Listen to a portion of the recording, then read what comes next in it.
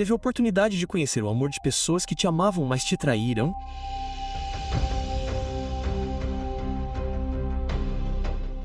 Esta é a história de um menino com sonhos. Sonhos que fizeram seus próprios irmãos quererem sua morte. Vendido por 20 moedas de prata, arrastado para uma terra estrangeira, acorrentado, falsamente acusado por uma mulher que não podia tê-lo, jogado em uma masmorra e esquecido por anos. Mas o poço não foi o fim. A prisão não foi o fim.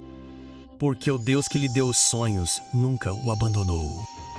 Nem na escuridão, nem na espera, nem no silêncio. E quando o momento chegou, tudo mudou. Fique conosco até o final, porque você testemunhará uma das reviravoltas mais poderosas da história. E uma cena de perdão que o levará às lágrimas. Se histórias como essa falam ao seu coração, curta este vídeo, compartilhe com alguém que precisa de esperança hoje. Seu apoio significa tudo. Agora, do poço ao palácio, da traição à redenção. Vamos começar. Na terra de Canaã vivia Jacó, um homem abençoado com 12 filhos. Mas entre eles, um tinha o coração acima de todos os outros. José, o primogênito de Raquel, a esposa que ele mais amava. José tinha 17 anos e seu pai não fazia questão de esconder sua preferência. Enquanto os irmãos suavam ao sol, José viveu em privilégio. E então veio o presente que destruiu qualquer paz que ainda restasse naquela casa. Uma túnica de muitas cores, rica e bela, digna de um príncipe. Meu filho, esta túnica é sua. Vista e saiba que você é especial. Você carrega o rosto de sua mãe e meu coração. Os irmãos viram a túnica. Eles viram o que ela significava. E daquele dia em diante, não puderam mais dizer uma palavra gentil a José. Mas a túnica foi apenas o começo. Certa noite, José teve um sonho vívido e estranho. Ele viu feixes de trigo num campo aberto e sua bainha se ergueu bem alto enquanto os feixes de seu irmão se reuniam ao redor e se curvavam diante dela. Quando amanheceu, José contou a eles o que tinha visto. Seus rostos ficaram sombrios. Ele estava dizendo que eles se curvariam diante dele? O menino que nunca havia trabalhado tanto quanto eles. Então veio um segundo sonho, ainda mais ousado que o primeiro. Desta vez, o sol, a lua e 11 estrelas se curvaram diante de José. Ele contou esse sonho não somente aos seus irmãos, mas também ao seu pai. Que sonho é esse? E nós, eu, sua mãe e seus irmãos devemos mesmo vir, curvar-nos e tocar o chão diante de você. Jacó repreendeu abertamente, mas no silêncio do seu coração, ele se perguntava. Ele guardava o assunto em sua mente. Os irmãos não se perguntavam. Eles fervilhavam com a túnica, os sonhos, a arrogância daquele menino que ousava se ver acima deles. E assim o ódio criou raízes, silencioso, paciente e esperando seu momento. Algum tempo depois, os irmãos de José levaram os rebanhos de seu pai para pastar perto de Chá. Passaram-se dias sem notícias e Jacó ficou inquieto. Vá até seus irmãos e veja se está tudo bem com eles e com os rebanhos. Depois me traga notícias. José obedeceu. Ele partiu sozinho, vestindo a túnica que seu pai lhe dera. A túnica que seus irmãos desprezavam. A viagem foi longa. Quando José chegou a Chá, seus irmãos não estavam lá. Um homem o encontrou vagando pelos campos e lhe disse que eles haviam partido para Dotã. Então José continuou, andando sem saber o que o esperava. Os irmãos o avistaram de longe. Aquela túnica era inconfundível contra a poeira e o sol. Eles o viram se aproximar, e algo escuro surgiu entre eles. Lá vem o sonhador, murmurou um deles. As palavras se espalharam como fogo. Anos de ressentimento. Anos observando o pai derramar seu afeto por aquele filho. Tudo veio à tona. Eles começaram a falar em assassinato. Vamos matá-lo e jogá-lo em uma das covas. Diremos que uma fera o devorou. Então veremos o que acontece com seus sonhos. Mas Rúben, o mais velho, não queria ter sangue nas mãos. Ele os convenceu a jogar José em uma cova vazia, esperando retornar mais tarde e resgatar o menino em segredo. Quando José os alcançou, eles o agarraram. Rasgaram o manto de seu corpo, aquele símbolo de tudo o que odiavam, e o jogaram na cova. Era seca e profunda. José gritou da escuridão, mas seus irmãos sentaram-se para comer seu pão como se nada tivesse acontecido. Então uma caravana apareceu no horizonte. Mercadores israelitas com seus camelos carregados de especiarias e bálsamo, indo em direção ao Egito. Judá falou: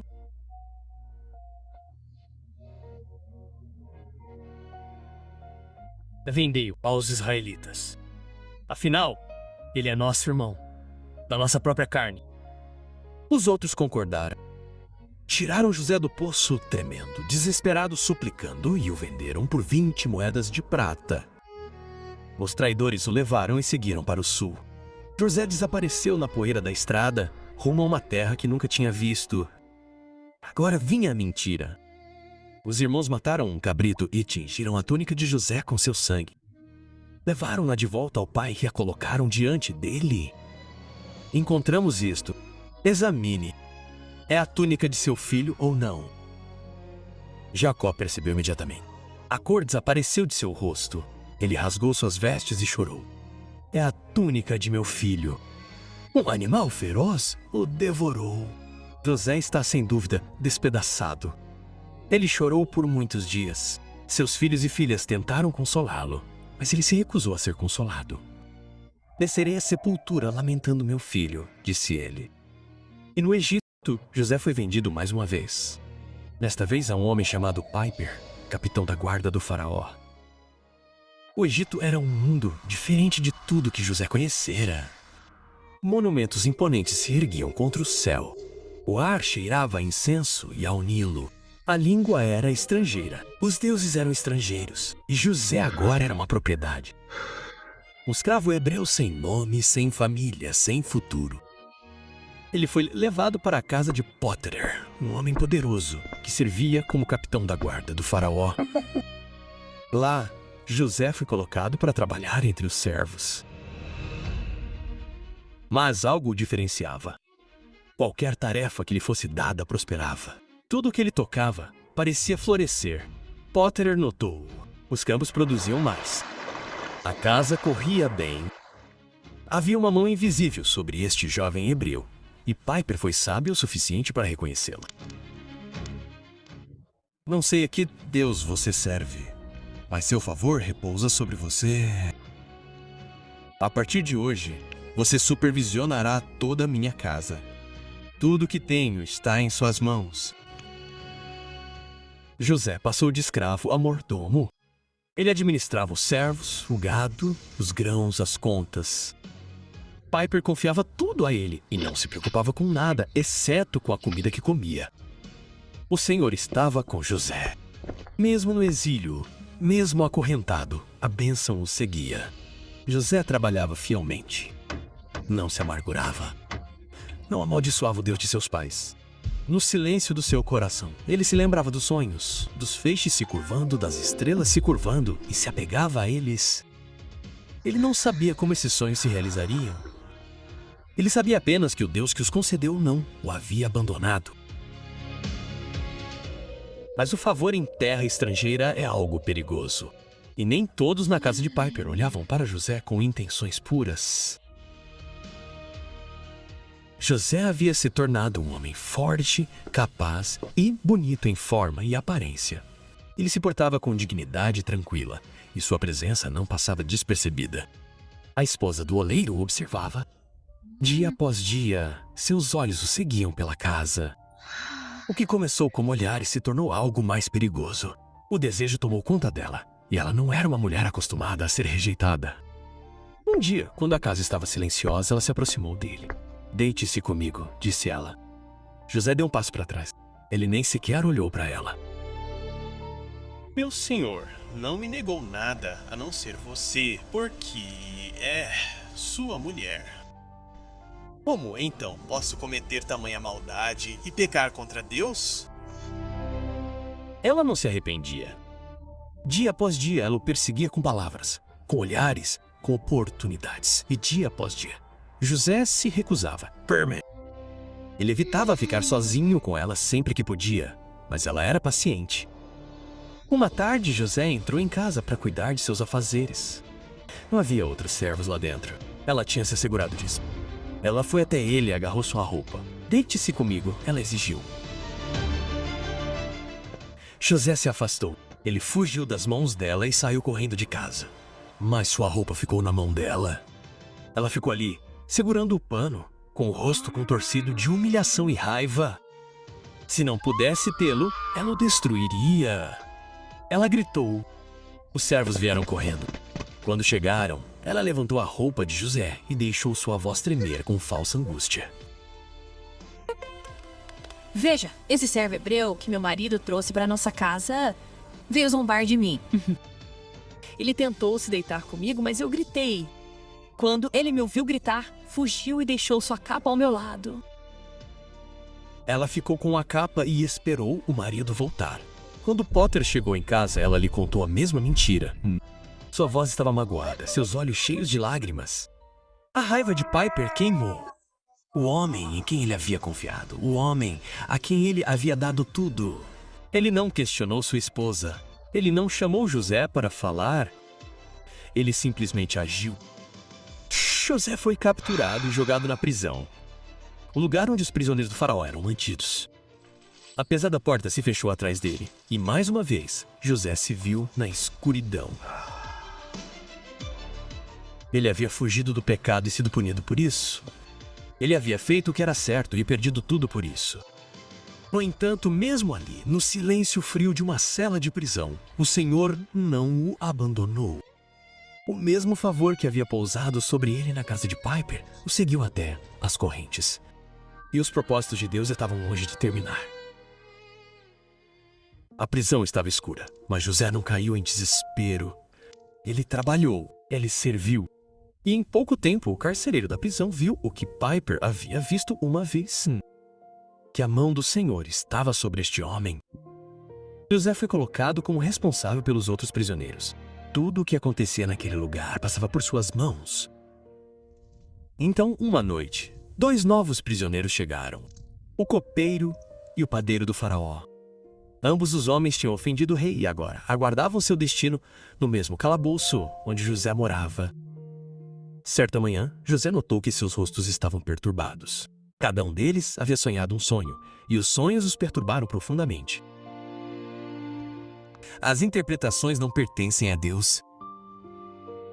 "Conte-me seus sonhos", o copeiro falou primeiro. Ele tinha visto uma videira com 3 ramos que brotava, florescia e dava uvas maduras. Ele espremeu as uvas no copo do faraó e colocou o copo na mão dele. José respondeu sem hesitar: "Os 3 ramos são 3 dias. Dentro de 3 dias, o faraó o restaurará à sua posição." Então José se inclinou para mais perto, com a voz baixa, mas urgente. "Mas quando tudo estiver bem com você, lembre-se de mim. Mencione-me ao faraó e tire-me desta prisão. Não fiz nada para merecer estar aqui." O padeiro, encorajado pela boa interpretação, compartilhou seu sonho. 3 cestos de pão em sua cabeça e pássaros comendo do cesto de cima. O rosto de José mudou. "Os 3 cestos são 3 dias. Dentro de 3 dias, o faraó arrancará sua cabeça e pendurará seu corpo em uma árvore." 3 dias depois, ambas as interpretações se cumpriram. O copeiro foi restaurado, o padeiro foi executado. Mas o copeiro não se lembrou de José. Ele o esqueceu completamente. 2 anos inteiros, José permaneceu naquela prisão. Nenhuma palavra do copeiro, nenhuma convocação, nenhuma libertação. Apenas a passagem lenta dos dias, no silêncio de muros esquecidos. Então, uma noite, o faraó sonhou. Ele estava perto do Nilo e viu 7 vacas subindo do rio saudáveis, gordas e elegantes. Elas pastavam entre os juncos. Mas então surgiram outras 7 vacas atrás delas, feias, magras e magras. As vacas magras devoraram as gordas, mas continuaram magras como antes. O faraó acordou perturbado, tornou a dormir e sonhou pela segunda vez. 7 espigas cresciam de um único caule, roliças e cheias. Então 7 espigas magras, queimadas pelo vento leste, brotaram e engoliram os grãos saudáveis. A manhã chegou, e o espírito do faraó ficou profundamente perturbado. Ele convocou todos os magos e sábios do Egito. Nenhum conseguiu lhe dizer o significado. Então o copeiro se lembrou. Ele deu um passo à frente e confessou como havia se esquecido do prisioneiro hebreu que havia interpretado seu sonho na masmorra, e como cada palavra se cumprira. O faraó mandou chamar José imediatamente. Eles o tiraram do poço. Ele se barbeou, trocou de roupa e foi levado às pressas para a sala do trono. Lá estava o faraó, governante do reino mais poderoso da terra, esperando um prisioneiro falar. Ouvi dizer que você pode entender um sonho e interpretá-lo. José não hesitou, mas não quis levar o crédito. Não está em mim. Deus dará ao faraó uma resposta de paz. O faraó contou-lhe os 2 sonhos, o das vacas, o do trigo e o da devoração. José ouviu com atenção e depois falou com certeza. Os 2 sonhos são um só. Deus revelou ao faraó o que ele está prestes a fazer. As 7 vacas gordas e as 7 espigas boas são 7 anos de grande fartura em toda a terra do Egito. As 7 vacas magras e as 7 espigas queimadas são 7 anos de fome que se seguirão. A fome será tão severa que os anos de fartura serão esquecidos. José continuou. O sonho tinha acontecido 2 vezes porque o assunto estava decidido. Deus o cumpriria em breve. Então, sem que lhe fosse perguntado, José deu um conselho. Que o faraó nomeie um homem sábio e criterioso para supervisionar a terra. Que ele recolha 1/5 de toda a colheita durante os 7 anos bons e armazene sene. Essa reserva manterá o Egito vivo quando a fome chegar. As palavras ficaram no ar. O faraó olhou para aquele homem, um estrangeiro, um escravo, um prisioneiro, e viu algo que ninguém mais lhe havia mostrado. Ele viu uma resposta. O faraó olhou para seus servos e depois novamente para José. A decisão veio rapidamente. Podemos encontrar alguém como este homem? Alguém em quem esteja o Espírito de Deus. Já que Deus lhe revelou tudo isso, Não há ninguém tão criterioso e sábio como você. você será o responsável pelo meu palácio, e todo o meu povo se submeterá às suas ordens. Somente com relação ao trono serei maior do que você. O faraó tirou seu anel de sinete e o colocou no dedo de José. Vestiram-no com roupas de linho fino e penduraram-lhe uma corrente de ouro no pescoço. Ele andava num carro como segundo em comando e os homens gritavam diante dele: dobrem os joelhos. Ursh, que uma vez foi jogado num poço pelos seus irmãos, uma vez foi vendido por 20 moedas de prata, uma vez foi acusado falsamente e esquecido na prisão. Agora governava todo o Egito. Ele tinha 30 anos. O faraó deu-lhe um novo nome, Zapanote-Paneia. Deu-lhe uma esposa, Azenate, filha de um sacerdote de Ana. Com o tempo, ela lhe deu 2 filhos. José chamou o primeiro de Manassés, dizendo: Deus me fez esquecer todas as minhas aflições. E chamou o segundo de Efraim, dizendo: Deus me fez frutificar na terra da minha aflição. Os 7 anos de fartura chegaram, como José tinha dito. A terra produziu com fartura, e José colheu grãos como a areia do mar. Tanto que eles pararam de contar. Então os anos bons acabaram. As fomes se espalharam por toda a terra. As colheitas fracassaram. Os rios secaram. Nações começaram a passar fome. Mas no Egito havia pão. E de todos os cantos do mundo, pessoas vinham até José para comprar grãos. Entre elas, 10 irmãos de Canaã. De volta a Canaã, Jacó e sua família sentiam um aperto da fome. Os campos não produziam nada. Seus estoques estavam acabando. Quando Jacó soube que havia grãos no Egito, chamou seus filhos e disse: Por que vocês estão aí olhando uns para os outros? Vão até o Egito e comprem grãos para que possamos viver e não morrer. 10 dos irmãos partiram para a longa jornada para o sul. Mas Benjamim, o mais novo, o único outro filho homem de Raquel, ficou para trás. Jacó não quis arriscá-lo. Ele já havia perdido José. Não suportaria perder Benjamim também. Os irmãos chegaram ao Egito e foram levados à presença do governador da terra, o homem encarregado de vender grãos a todos que chegavam. Eles não o reconheceram. Como poderiam? O menino que eles tinham jogado em um poço agora estava vestido com linho egípcio, falando por meio de um intérprete, usando a autoridade do próprio faraó. Mas José os reconheceu imediatamente. Ele viu os rostos deles, já mais velhos, curtidos pelos anos, e seu coração se comoveu. No entanto, ele não se revelou. Em vez disso, falou asperamente: "Vocês são espiões? Vieram para ver a fraqueza da nossa terra." Os irmãos caíram no chão diante dele. Protestaram, desesperados para se explicar. "Não, meu senhor. Seus servos vieram apenas para comprar comida. Somos homens honestos. 12 irmãos de Canaã já estão, filhos do mesmo pai. O mais novo está hoje com nosso pai, e um não existe mais." José ouviu. Ele os testou ainda mais, exigindo que provassem sua história, levando o irmão mais novo para o Egito. Até lá, um deles ficaria para trás como prisioneiro. Ele escolheu Simeão. Os guardas o amarraram e o levaram embora, enquanto os outros observavam em silêncio. Os irmãos restantes carregaram seus jumentos com grãos e partiram. Mas José havia ordenado secretamente a seus servos que devolvessem a prata de cada um, escondendo-a em seus sacos. Eles ainda não entendiam. O passado que haviam enterrado estava surgindo para encontrá-los. Os irmãos retornaram a Canaã e contaram tudo a Jacó, o severo governador, a acusação que Simeão mantinha cativo e a exigência de trazer Benjamim. Jacó recusou. "Meu filho não descerá com vocês. Seu irmão está morto e ele ficou sozinho. Se algo lhe acontecesse, vocês fariam meus cabelos brancos descerem a sepultura de tristeza." Mas a fome aumentava ainda mais. O cereal acabou. Não havia escolha. Judá deu um passo à frente e fez um voto solene. "Envie o menino comigo. Eu mesmo terei vergonha dele.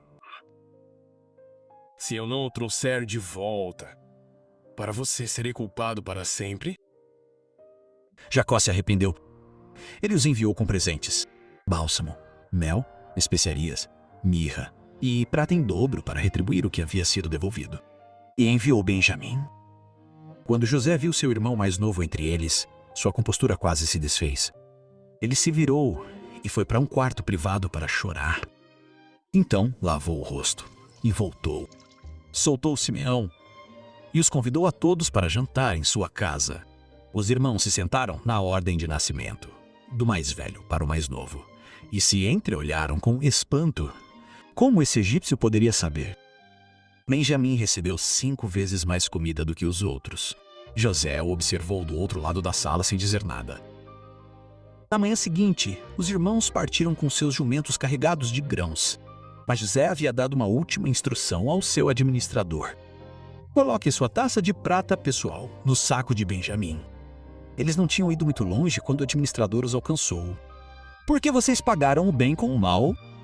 Vocês roubaram a taça do meu senhor." Os irmãos ficaram atônitos. Eles negaram veementemente: "Se a taça for encontrada com algum de nós, que ele morra e os outros seremos escravos." A busca começou. Do mais velho ao mais novo, um saco após o outro foi aberto. Nada. Então o administrador chegou até Benjamim. Ele abriu o saco e lá, brilhando ao sol da manhã, estava a taça de prata. Os irmãos rasgaram suas roupas em angústia. Eles retornaram à cidade, temendo o que os esperava. José estava esperando. Sua voz era fria. "O que vocês fizeram? Vocês não sabiam que um homem como eu pode discernir essas coisas?" Os irmãos caíram diante dele. Judá falou por todos eles, com a voz embargada. "O que podemos dizer? Deus revelou a culpa de seus servos. Somos todos seus escravos. Mas José balançou a cabeça. Somente aquele em cuja mão a taça foi encontrada será meu escravo. Os demais podem retornar em paz para seu pai. Este foi o teste. Eles abandonariam Benjamim como haviam abandonado José. Judá deu um passo à frente. Ele contou toda a história. A dor do pai, o filho perdido, o voto que havia feito. Então ele se ofereceu. Por favor, deixe-me permanecer como seu escravo no lugar do menino. Deixe-o retornar ao pai. Pois como posso voltar se o menino não estiver comigo? Não suporto ver o sofrimento que cairá sobre meu pai. O silêncio encheu a sala. José não conseguiu mais suportar. A palavra de Judá rompeu todos os muros que ele construiu. O irmão, que uma vez sugeriu vendê-lo como escravo agora, estava oferecendo sua própria vida para salvar Benjamim. Algo havia mudado neles. O teste estava completo. José se virou para seus servos egípcios com a voz trêmula. Todos saiam de mim, agora. Eles obedeceram. Quando a sala ficou vazia e restaram apenas seus irmãos, José o soltou. Ele chorou. Não em voz baixa, mas com soluços altos e intensos que ecoaram pelo salão. O som foi ouvido além das paredes. A casa do faraó ouviu.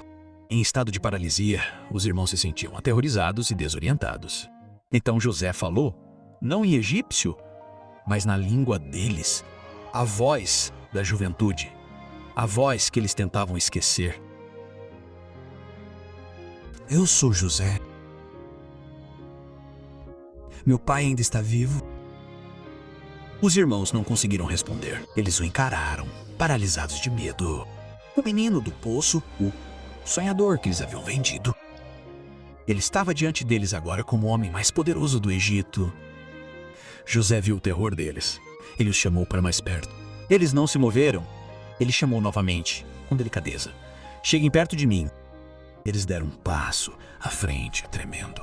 Eu sou José, seu irmão, a quem vocês venderam para o Egito. Mas não fiquem aflitos nem com raiva de si mesmos. Não foram vocês que me enviaram para cá, pode?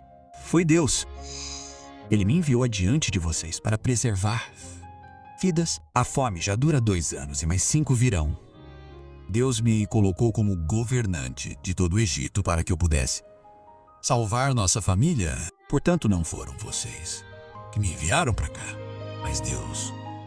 Ele se lançou ao pescoço de Benjamim e chorou. Benjamim chorou com ele. Então José beijou cada um dos seus irmãos e chorou por eles. Só então eles conseguiram falar. A notícia da reunião chegou ao palácio do faraó. O faraó ficou satisfeito e disse a José que mandasse buscar seu pai e toda a sua casa. Ele prometeu a eles o melhor da terra do Egito. José deu a seus irmãos carroças, provisões e roupas novas. A Benjamim, ele deu 300 moedas de prata e 5 mudas de roupas. Ele enviou jumentos carregados de grãos, pão e mercadorias para a viagem. Quando partiram, José olhou para eles uma última vez. Não briguem pelo caminho, disse ele. Eles voltaram para Canaã e encontraram seu pai. As palavras saíram deles. José está vivo. Ele governa toda a terra do Egito. Ele não podia acreditar, mas quando viu os carros que José tinha enviado, seu espírito reviveu. Bastante, ele disse, meu filho José ainda vive. Irei vê-lo antes de morrer. E assim Jacó viajou para o Egito com seus filhos, suas esposas e seus netos, 70 almas ao todo. José saiu para encontrar seu pai em Gã. Quando o viu, lançou-se ao seu pescoço e chorou por um longo tempo. Os sonhos do sonhador se realizaram. A família estava completa novamente. E assim termina a história de José. Uma história de traição e bênção, de sofrimento e soberania, de um menino que perdeu tudo e um homem que perdoou aqueles que tiraram tudo dele. Mas esta história não é apenas sobre José. É sobre nós. Talvez você tenha sido jogado em um poço por pessoas em quem confiava. Talvez você tenha feito tudo certo e ainda assim se viu acorrentado. Talvez você esteja esperando, esquecido, invisível, imaginando se seus sonhos algum dia se realizarão. A vida de José nos lembra disso. Deus não desperdiça sua dor. Cada poço, cada prisão, cada atraso. Ele está trabalhando em tudo. O que os outros pretendiam para o mal, Deus pode transformar em bem. Não às vezes, sempre. O mesmo Deus que cuidou de José, cuida de você. Ele não se esqueceu de você. Sua história não acabou.